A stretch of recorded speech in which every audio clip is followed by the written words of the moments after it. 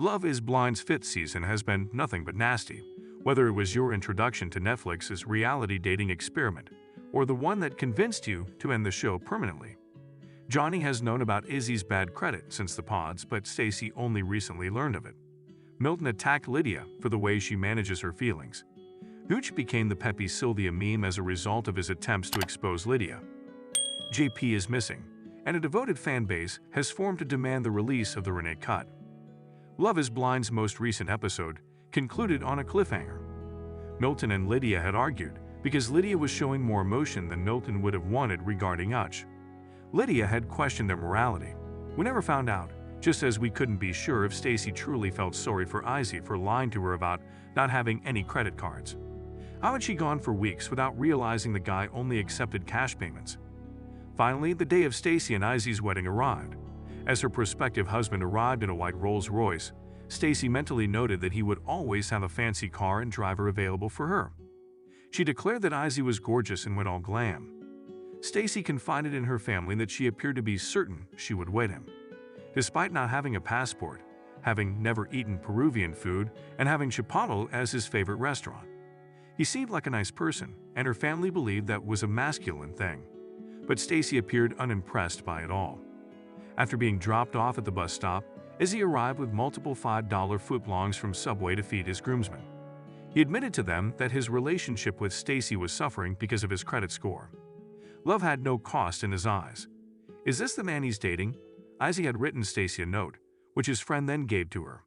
According to Stacey, he had never before sent her a note on his own.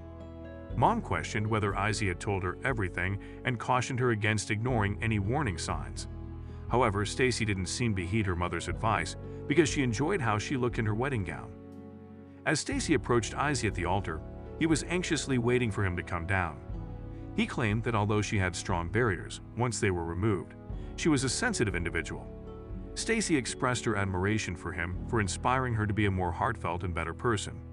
Then someone asked them if they would respond, "I do." Izzy nodded and Stacey stopped before responding, "Not today, Izzy." Saying yes would have been a betrayal of him since she needed more time. Izzy was left at the altar by Stacey as she left. With a polite thank you to all who attended, he was applauded as he left. He informed his mother that he had given it his all.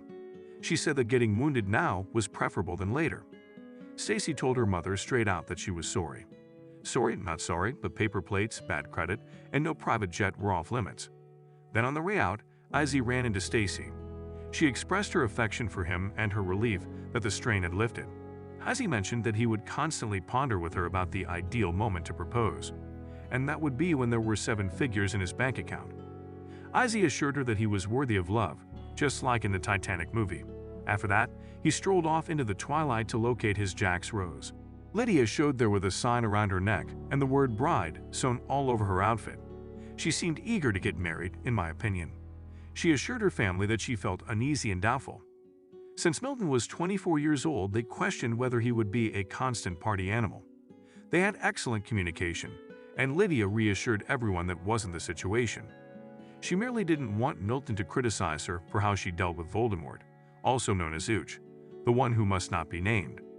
The night before his wedding, Milton worked until 2 in the morning and wanted a raise. His pals were curious about his feelings. After pausing, he exclaimed, "It's all gutsy, baby." When Milton expressed his concerns about Lydia's emotional state, his friends reassured him that she will change within 10 to 15 years.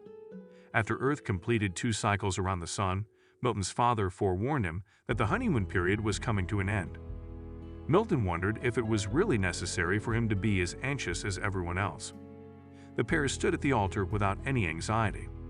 Lydia claimed that because he had chosen her from the beginning, she had fallen in love. Milton said that he had never doubted Lydia and that she had motivated him to do more. Maybe his sister had finally come around to their relationship because she grinned. Lydia said, "I do," with haste. After pausing, Milton consented. Lydia's mother appeared as though she might be having a heart attack. Milton reached in for a kiss, a little too eagerly. It wasn't time for that yet, the preacher joked.